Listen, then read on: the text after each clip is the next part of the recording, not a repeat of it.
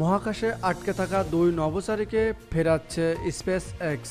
2 মাসের বেশি সময় ধরে মহাকাশে আটকে থাকা দুই নভোচারীকে আগামী বছর ফেব্রুয়ারিতে একটি স্পেস এক্স মহাযান পৃথিবীতে ফিরিয়ে আনবে।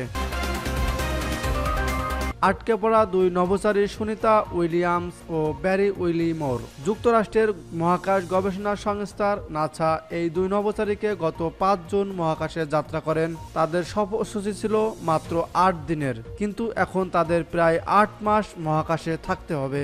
নাসার পক্ষ থেকে বলা হয়েছে যে বোয়িং স্টারলাইনার মহাকাশযানটিতে করে সুনিতা ও উইলমোর আন্তর্জাতিক মহাকাশ স্টেশনে গিয়েছেন, সেটি কোনো নভোচারী ছাড়াই পৃথিবীতে ফিরে আসবে। সুনিতা ও উইলমোরকে নিয়ে আন্তর্জাতিক মহাকাশ স্টেশনে যাওয়ার সময়ই স্টারলাইনার মহাকাশযানটি বেশ কিছু গোলযোগ দেখা দেয়, যেমন সেটিতে ফুটো হয়ে হিলিয়াম গ্যাস ছড়িয়ে পড়ে ইঞ্জিনেও গোলযোগ দেখা দেয়। বাণিজ্যিক মহাকাশযানে করে নভোচারীদের মহাকাশে নিয়ে যেতে বোয়িং এবং স্পেস এক্স প্রতিষ্ঠানের সঙ্গে কোটি কোটি ডলারের চুক্তি করছে নাসা। বোয়িং এর সঙ্গে নাসা 420 কোটি মার্কিন ডলার এবং ইলন মাস্কের প্রতিষ্ঠান স্পেস এক্সের সঙ্গে 260 কোটি মার্কিন ডলারের চুক্তি হয়েছে। স্পেস এক্স এখন পর্যন্ত নভোচারীদের নিয়ে মহাকাশে 9টি মহাযান পাঠিয়েছে। তারা কয়েকটি বাণিজ্যিক উদ্যোগও পরিচালনা করেছে, তবে বোয়িং এর জন্য এটি ছিল নভোচারীদের প্রথম মহাকাশ যাত্রা। স্টারলাইনার মহাকাশযানটিতে কি ধরনের প্রযুক্তিগত ত্রুটি দেখা দিয়েছে তা খুঁজে পেতে কয়েক মাস ধরে চেষ্টা করে যাচ্ছেন বোয়িং ও নাসার প্রকৌশলীরা। তারা মহাকাশে এবং পৃথিবীতে নানা ধরনের পরীক্ষা নিরীক্ষা করছেন। তারা সমস্যার শিকড় খুঁজে বের করতে চেষ্টা করছেন এবং আশা করছেন স্টারলাইনারে করে নভোচারীদের নিরাপদে বাড়িতে ফিরিয়ে আনার উপায় খুঁজে পাবেন। এ বিষয়ে শনিবার এক সংবাদ সম্মেলনে নাসার প্রশাসক বিল নেলসন বলেন, মহাকাশযানটিতে কি করে উন্নতি করা প্রয়োজন তা বুঝতে বোয়িং নাসার সঙ্গে ঘনিষ্ঠভাবে কাজ করছে।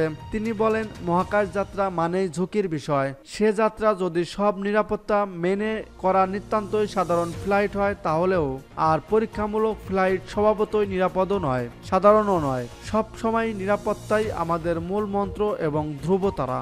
ওই দুই নভোচারীকে একটি স্পেস এক্স ক্রু ড্রাগন মহাকাশযানে করে পৃথিবীতে ফিরিয়ে আনার পরিকল্পনা হিসেবে তাদের 2015 সালের ফেব্রুয়ারি পর্যন্ত আইএসএস এ থাকার সিদ্ধান্ত নেওয়া হয়েছে। বাড়তি এই সময়ে স্পেস এক্স তাদের পরবর্তী নভোযান পাঠানোর সুযোগ পাবে। আগামী সেপ্টেম্বর মাসের শেষ দিকে স্পেস এক্স এর পরবর্তী মহাকাশযান পাঠানোর কথা রয়েছে।